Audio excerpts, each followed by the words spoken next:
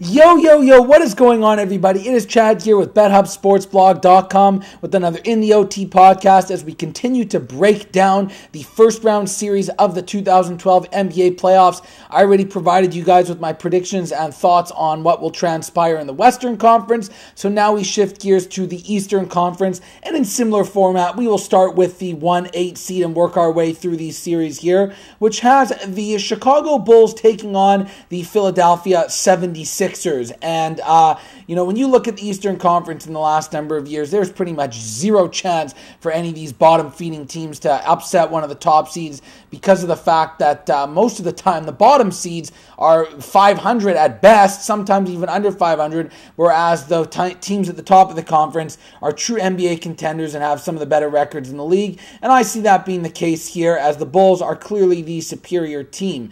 And when you look at the series price, no one can really get interested at taking the Bulls here and laying minus 1,500, whatever it is. But at the same point in time, you obviously are not going to be intrigued by the 76ers. And the reason why I believe Chicago is just that much better has everything to do with the fact that just their style of play, they're way more aggressive defensively and getting after loose balls, and they just have such a deep rotation on that team that we saw was quite evident. Even without Derrick Rose, they were able to rise up to the occasion and beat some good teams throughout this year, and I just don't see Philadelphia in particular being able to compete with them down in the paint. We know how good Noah is. We know what Carlos Boozer can do, at least offensively. Defensively, sometimes he can be questioned. You look at what guys like Omar Asik and Taj Gibson can do coming off the bench. Just really scrappy defensive guys that will get after loose balls and play the game properly, and I don't exactly even know what's going on with Derrick Rose right now, if he's going to be coming back in the first round or at what point in time, but let's just assume that he's not. And if that's the case, CJ Watson has done a phenomenal job coming in and playing as a backup. He's probably proven that he could be a starter on a lot of teams in this league.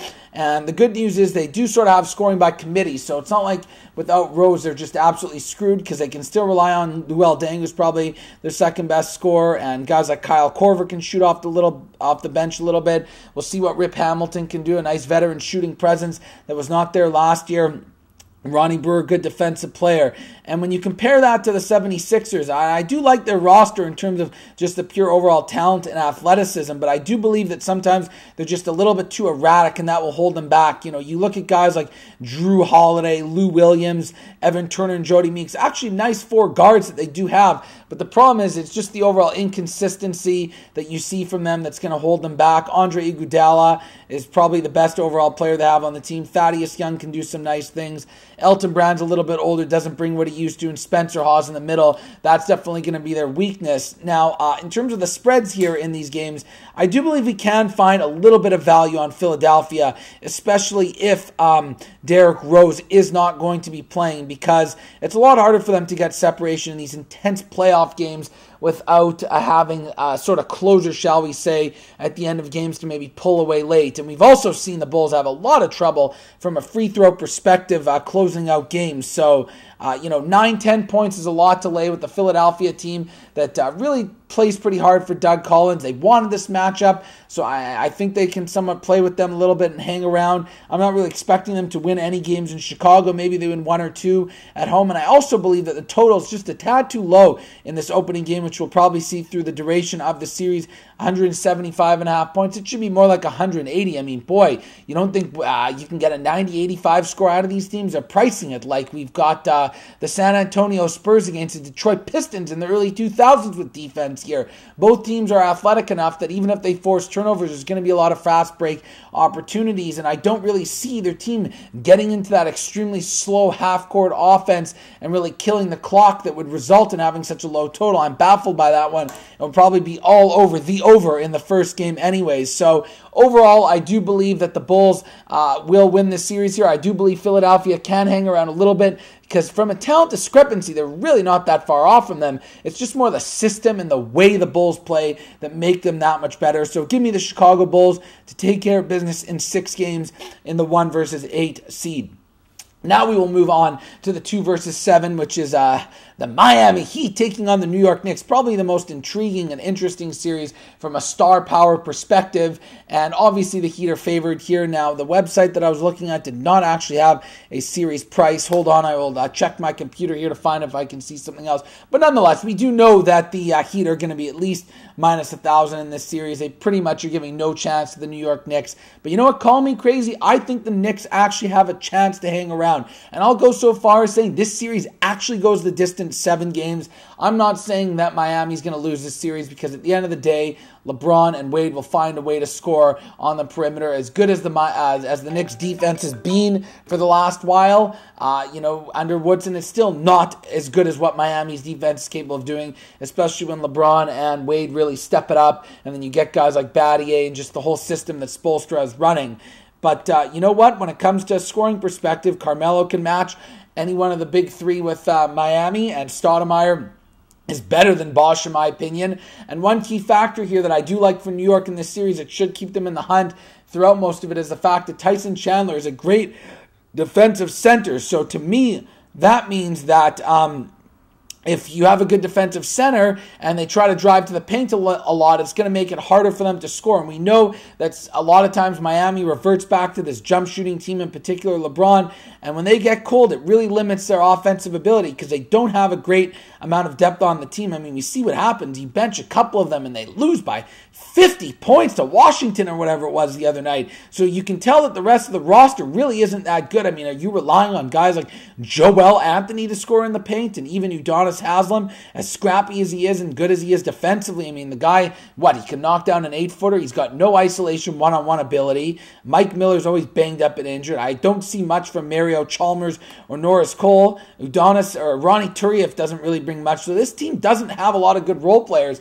And from that perspective, the Knicks really do have an advantage. And we've seen the emergence of some of these guys this year, whether it's been Novak or Schumpert or Landry Fields still on the team, J.R. Smith off the bench, a little bit of Baron Davis. They do have a little bit more moxie in terms of having depth on the team. So even if they're not getting 1 or 2 of their top guys in Carmelo and Stoudemire to score, they have other guys they can rely on. So that's why I really would lean to New York keeping this series tight. In particular, I do like them a lot with big numbers they'll probably be receiving on the road. The Knicks are a scrappy team that always seem to hang around in these games when they rise up to the competition level. We saw that last year in the playoffs as well. Even though they didn't beat Boston, they lost in 5. It seems like at the beginning of the series, they hung around for some games and covered some spreads, even though they never won. And you look at Miami, and I just don't know if the sense of urgency is there, especially in the first round. LeBron's already coming out with these comments, it doesn't really matter. He didn't say it didn't really matter. He just said if they didn't win in the playoffs, the season wouldn't be a failure. Well, come on, LeBron. It would be a failure. You've got to have that mindset. I just don't see the killer instinct. This team could be up 13, 14 points with 5 minutes left. New York has enough good shooters that if the spread's 7, 8, 9 points, that they could easily backdoor these games. And in particular, when they get back to Madison Square Garden, if they're catching 4 or 5 points on their home court, I definitely think the Knicks are a live dog. And I might even throw down a couple of shekels on that series price if I can get plus 1,000, because it would not absolutely shock me if they were somehow able to squeak out this huge upset. And if I believe the series is going 7 games, well, then you got to believe they have a chance, right? So that's the way I break down the Knicks and Miami series. And then we'll now move on to the 3-6 series, which isn't really all that intriguing with Indiana and Orlando. You would have thought if Dwight Howard was healthy that they'd definitely be able to give Indiana better of a shot here. If anything, maybe it'd be more of a pick and price. But boy, they have really set up Indiana here to be a massive favorite in this series, which I believe is true, but I do believe that the number is a little bit inflated. I mean, Indiana hasn't won a playoff series in I don't know how long. It's probably been since the Reggie Miller era. And I understand that this is a good basketball team and that now without Dwight Howard, Orlando's not the same. But it's not like the team is horrible. They still do have some good players on the roster that have helped them have a half-decent record without him. It's almost like maybe the team plays better for Van Gundy when what's-his-name is out Howard. You still look at what Ryan Anderson's been able to do, a very good year this year. Jason Richardson's a decent scorer. Hedo Turkoglu's sort of hit and miss. Glenn Davis is half decent. Jameer Nelson. But yeah, I mean, it's just a a very average roster. There's no way Indiana isn't going to win this series here, because you look at what they've been able to do in the paint this year with Hibbert and West. With no Howard, they should be able to have a heyday down there. And then you look at Danny Granger's scoring ability. He's the best pure scorer in the series. Collison has been a little bit inconsistent in time, but is probably a little bit more athletic than Jameer Nelson, so call that matchup a wash right there. But, you look at some of their role players that I think have a greater effect for Indiana here, whether it's Paul George, who's extremely athletic, can be relied upon. Tyler Hansbrough is one of those heart and soul type of guys, scraps for rebounds, plays good defense, good shooting ability from George Hill. I love the addition of Leandro Barbosa. They're just a more complete team, Indiana is right now. So I will say that they win this series here, and I will take them to do that in 6 games. And from a betting perspective, the 9 points does seem a little bit high, so I would probably lean away from it in their home games for Indiana. But when they get on the road, if I can get them in a pick-em price or maybe even a slight dog, I would lean towards them, because Orlando doesn't have a great home court advantage, not at all. And that's pretty much really the only angles I see in it, because I wouldn't want to be laying double digits with a team like the Pacers in the first round on their home court, which is what we're looking at right here. So that is the third series in the East, and now we will move on to the 4-5 matchup, which sees the Boston Celtics taking on the Atlanta Hawks, who are the home team, but yet are the underdogs, catching almost plus 200 on a series price. And even in the first game, despite the fact that the Hawks are dogs in the series, they will be a short favorite on their home court. And I'm really having a tough time on this series here, and I really believe it could go either way. I think from Boston's perspective, Atlanta is not the greatest matchup for them. They played against them pretty well this year, and historically they have. Even that one year when Boston won the championship and they were the 8 seed, they were sort of the up-and-coming team then. They had the under 500 record. They pounded them all those games at home. Well, the nucleus of that team still remains intact, and they've gotten more confident, and they won last year against Orlando as a big dog in the first round, and I would not be counting out this Atlanta team in this first round here, even though I believe Boston will be the sexy pick by most experts due to the fact that they do have sort of the history and the veterans with KG and Ray Allen, who says he's probable, Paul Pierce, and of course Rajon Rondo, where you really have to believe is a huge advantage for Atlanta. Trust me, I love what Teague has been able to do for Atlanta, but he is just not in the same league as a Rajon Rondo. Is a triple-double machine, extremely athletic, is going to get after it. And, when you look at someone like Johnson, despite Pierce being older, he can match him in this series. Josh Smith is a beast, there's no doubt about it, but I believe KG can body him up down low and maybe disrupt him a little bit. And you look at the guys they have coming off the bench there. Brandon Bass, it's a big physical body to throw on him as well. And you look at Avery Bradley, too. He's been a decent little player off the bench. So I do believe that Boston should be able to deal with them. If Al Horford is not back for Atlanta, that's a big loss to them, because he's sort of the presence they would need in the paint. And when I look at Atlanta, yes, Zaza Pachulia is a nice little player, no doubt about it. And they do have a couple of other guys.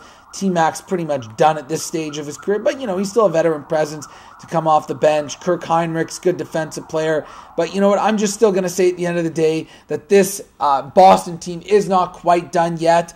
I believe they rise to the occasion here. Doc Rivers always seems to be at his best preparing for the playoffs, so I will end up going with everybody and taking the Celtics in 7 games, even though I think this really could go either way, and I would not be that intrigued to be betting on this series, as I think it's a complete crapshoot in my opinion. So those are my selections in the Eastern Conference for the first round. We have got the Chicago Bulls in 6 games, the Miami Heat in 7, the Indiana Pacers in 6 games, and the Boston Celtics in 7. Chad here with BetHubSportsBlog.com with another InVOT podcast, Eastern Conference selections, first round 2012 playoffs.